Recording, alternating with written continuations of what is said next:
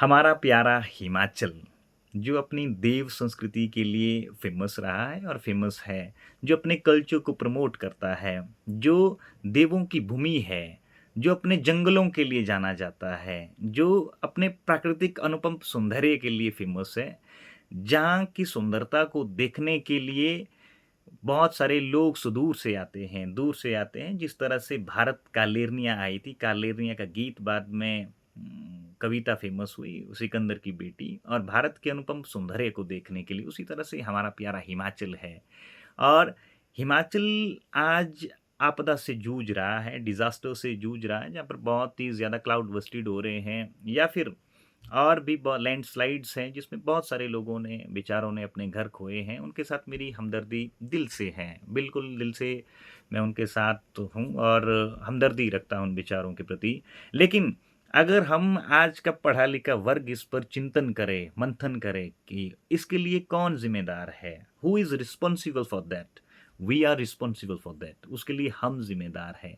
80% हम हैं उसके लिए ज़िम्मेदार। हमने जंगलों का क्या हाल कर दिया है और कैसे जंगल आज रो रहे हैं, कराह रहे हैं वे और उनका क्या हाल है बेचारों का।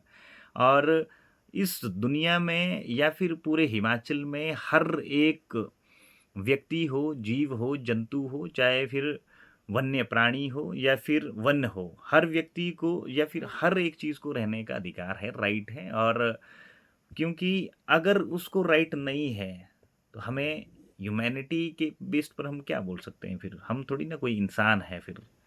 तो आज देखिए हमने जंगलों का क्या हाल कर दिया और अपने पहाड़ों को बेचारों को काट दिया है, तबाह कर दिया है उनको। वे रो रहे हैं बेचारे और उनका बुरा हाल है।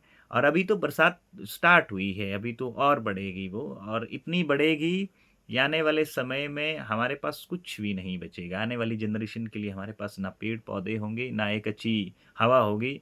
बुराँस को ही देखिए आप, बुराँस खिलना अभी फ़रवरी में स्टार्ट हो गया है। अभी देखिए आप मनाली में कुछ दिन पहले बर्फबारी शुरू हुई है। आप तंगलंगला टॉप में देखिए आगे जो लेह मार्ग जाता है वहाँ पर बर्फबारी शुरू हुई है, जबकि वो थोड़े लेट होती है। क्लाइमेट में कितनी तब्दीली आई है, इसके लिए कौन ज़िम्मेदार है? और एक तरफ हम अपने आप को धार्मिक लोग मानते हैं कि हम धार्मिक हैं और धार्मिकता ज़रूरी है, मैं भी धार्मिक हूँ, मैं भी पूजा-पाठ करने वाला व्यक्ति हूँ। लेकिन धार्मिकता हमें कभी नहीं सिखाती है कि हम जंगलों का इस तरह से सर्वनाश करें। धार्मिकता हमें ये नहीं सिखाती है कि यहाँ पर किसी भी वन्य जीव को रहने का अधिकार नहीं है, उसे भी अधिकार है लेकिन उसके लिए जंगल रहेंगे तो तभी तो वे आगे बढ़ेंगे ना। उसके लिए जंगल ही नहीं है हमारे पास, हमने पहाड़ों को पूरी तरह से कुरेद दिया, तो फिर हम किसको गलती देंगे? फिर और बाढ़ अभी बढ़ेगी, अभी तो ये कम ही है। इसीलिए हमें समय रहते इसमें जागृत होने की आवश्यकता है। इस पर एक कहानी लिखी थी निर्मल वर्मा ने और कहानी बड़ी प्यारी थी।